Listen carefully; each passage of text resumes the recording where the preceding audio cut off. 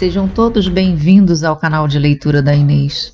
Sintam-se à vontade para dar likes, compartilhar o conteúdo e se inscrever no canal. Lembrem de ativar o sininho para receber notificações de novos vídeos de leituras de histórias interessantes.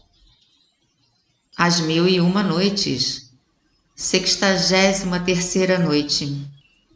Minha querida irmã, exclamou Dinazade pelo fim da noite. Repete-nos a história de Zobeida, que ela sem dúvida contou ao califa. Realmente foi o que ela fez, respondeu Sherazade. Após ter sido tranquilizada pelo príncipe, deu-lhe a satisfação exigida. Comendador dos crentes, a história que lhe vou contar é da mais surpreendente até hoje conhecida. As duas cadelas negras e eu somos 3 irmãs nascidas da mesma mãe e do mesmo pai. E vos direi porque acaso estranho foram metamorfoseadas em cadelas. As 2 damas que moram comigo e que aqui se encontram presentes são também minhas irmãs pelo lado paterno, mas não pelo lado materno. A que traz o seio coberto de cicatrizes chama-se Amina, a outra chama-se Safia e eu, Zobeida.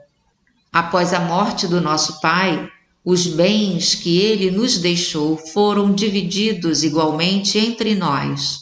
Quando minhas 2 últimas irmãs receberam sua parte, separaram-se e foram viver com a mãe.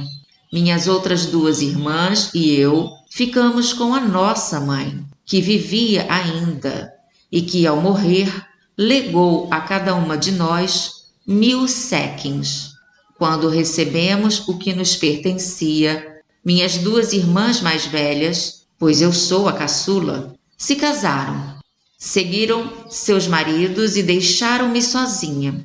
Pouco depois do seu casamento, o marido da primeira vendeu tudo quanto possuía em bens imóveis e com o dinheiro que arranjou e o da minha irmã, transferiu-se em companhia dela para a África.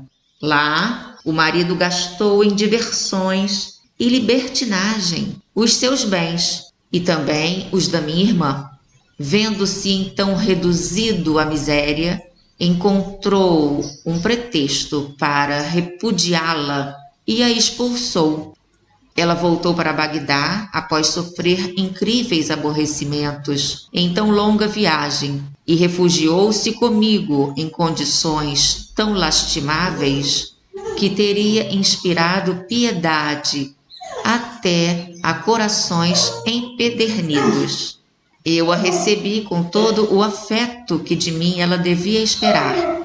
Perguntei-lhe por que lhe via em tão infeliz situação e ela me contou, chorando, o mau procedimento do marido e o indigno tratamento de que fora vítima.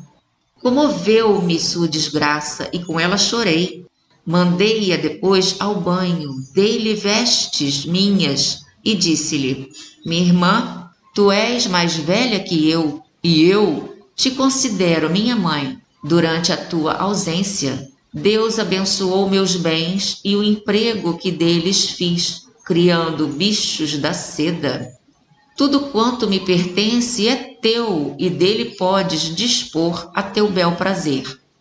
Durante meses vivemos juntas em perfeita harmonia. Costumávamos conversar frequentemente sobre nossa terceira irmã e surpreendia-nos o fato de não termos notícias suas. Mas um dia vimos-la chegar em condições tão precárias quanto as da mais velha.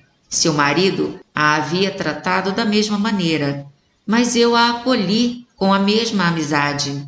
Algum tempo depois, minhas 2 irmãs, com o pretexto de me causarem incômodo, informaram-me que pretendiam casar-se novamente. Respondi-lhes que se não tinham outras razões senão a de viverem à minha custa, podiam continuar a morar comigo tranquilamente, pois os meus bens bastavam para o nosso sustento.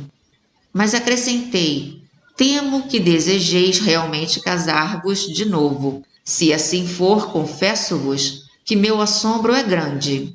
Após a experiência pela qual passastes, ousais pensar num segundo casamento? Bem sabeis como é raro encontrar um marido perfeitamente honesto. Crede-me, continuemos a viver juntas da maneira mais agradável que nos for possível. Tudo quanto lhes disse foi inútil. Haviam tomado a resolução e não hesitaram.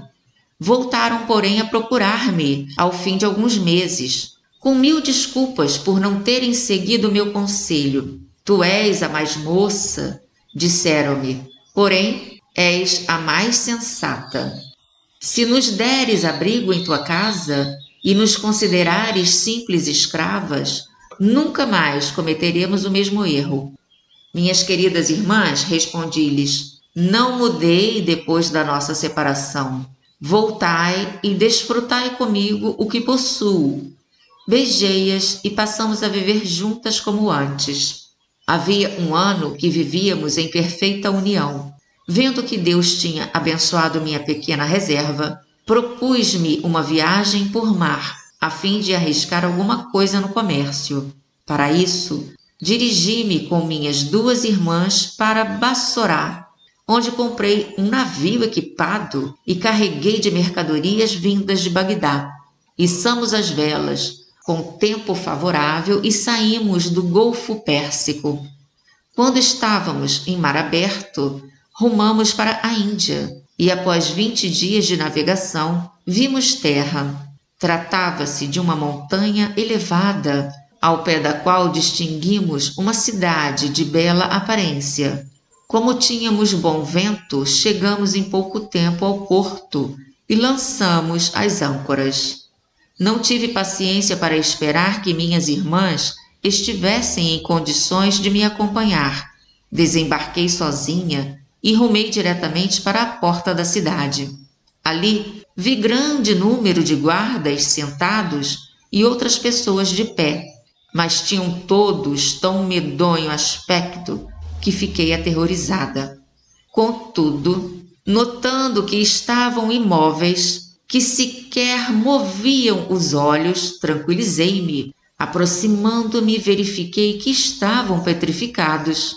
Entrei na cidade e passei por várias ruas, onde havia homens aqui e acolá, em todo tipo de atitude, mas todos imóveis e petrificados. No bairro dos mercadores, encontrei a maioria das lojas fechadas e notei nas abertas pessoas também petrificadas. Lancei um olhar às chaminés e, não vendo fumaça, deduzi que os que se encontravam no interior das casas, como os que estavam fora, não passavam de pedras. Chegando a uma enorme praça no meio da cidade, descobri uma grande porta coberta de placas de ouro, com os 2 batentes abertos. Um reposteiro de seda parecia puxado para a frente e sobre a porta se distinguia uma lâmpada. Após examinar a construção, não duvidei de que se tratava do palácio do príncipe reinante no país. Mas, assombrada por não encontrar ser vivo, para lá me dirigi, na esperança de encontrar alguém. Levantei o reposteiro e, o que aumentou a minha surpresa, não vi no vestíbulo senão porteiros ou guardas petrificados, uns de pé, outros sentados ou recostados. Atravessei um grande pátio repleto de gente. Algumas pessoas pareciam ir, outras vir. Contudo, nenhuma delas se mexia do lugar, pois estavam todas petrificadas, como as que eu já vira.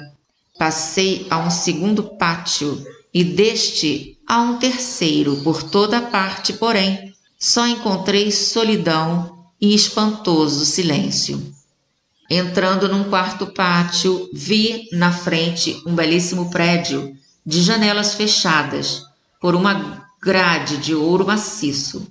Deduzi serem os aposentos da rainha. Entrei. Havia numa grande sala vários eunucos negros petrificados. Passei em seguida Há um quarto ricamente mobiliado onde vi uma dama, também de pedra. Reconheci a rainha por uma coroa de ouro que trazia sobre a cabeça e um colar de pérolas redondas e maiores que avelãs. Examinei-as de perto e pareceu-me não existir coisa mais linda no mundo. Durante algum tempo, admirei a riqueza e a magnificência daquele quarto, e, sobretudo, o tapete, as almofadas e o sofá coberto por um tecido da Índia, com fundo de ouro e figuras de homens e de animais em prata, admiravelmente feitas. Sherazade teria continuado a falar, mas o dia pôs fim à sua história.